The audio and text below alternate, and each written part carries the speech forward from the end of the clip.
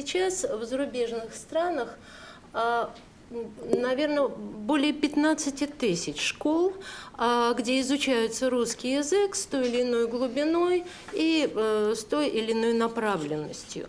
Колоссальное количество школ из этих 15 тысяч – это школы, которые функционируют в рамках дополнительного образования. Это или воскресные школы, или школы, где преподавание ведется во второй половине дня.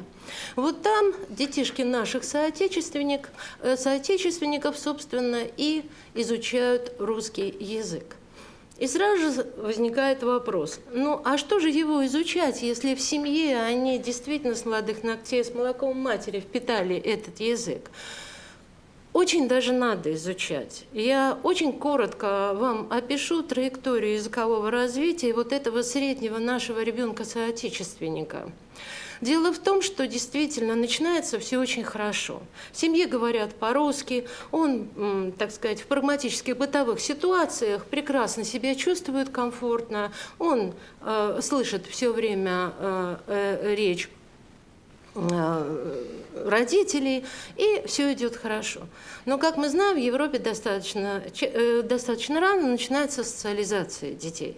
Детский сад 3-4 года, да, в общем-то, школа уже с 5 лет. И вот здесь начинается нехорошее явление с нашим родным языком русским. Мощнейший стимул для развития языка страны пребывания дает школа, обучение, ибо он учится на языке той страны, в которой живет. А это сразу же и лексический корпус, синтаксические конструкции. Русский язык уступает место языку страны пребывания. И наступает страшное дело – консервация детской речи. Он продолжает говорить на том языке, на котором с ним говорили в семье. Как часто мы у старых мигрантов слышим: «У меня ножка Бобо». Смешно, конечно, но это именно так. Он помнит тот язык, на котором с ним говорила мама. А вот наши ручки, а какие у нас глазки, это все чудесно. Но социализация – дело серьезное. И русский язык уступает место. Я уже не говорю о агрессивной интерферирующей роли языка страны пребывания. То, что эти дети должны говорить на национальном языке там, где они живут, безусловно, на той стране, где они живут, безусловно, это даже не обсуждается. Но очень хочется сохранить их, собственно, национально-языковую идентичность. И вот этим и занимаются в школах, которые называются образовательными центрами.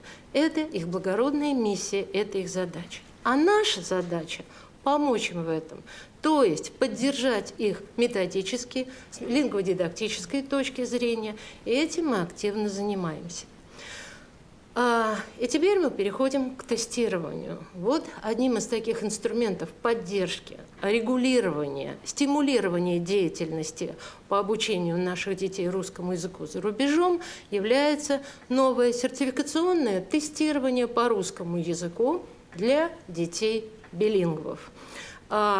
Опять же, маленький реверанс. Билингвизм сегодня трактуется не так, как он трактовался раньше.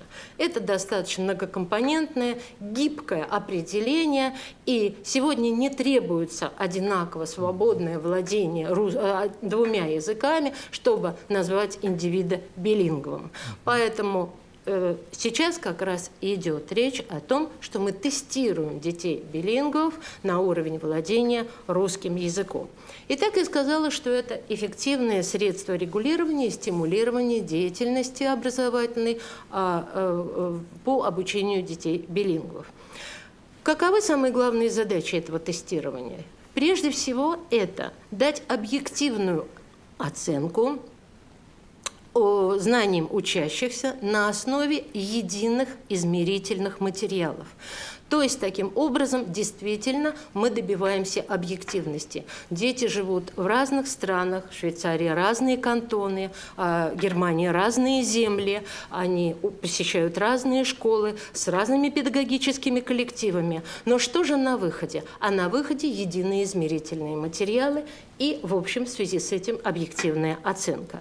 Далее это позволит регламентировать учебную деятельность русских образовательных центров и, собственно, запустить механизм их интеграции в общеобразовательный европейский процесс.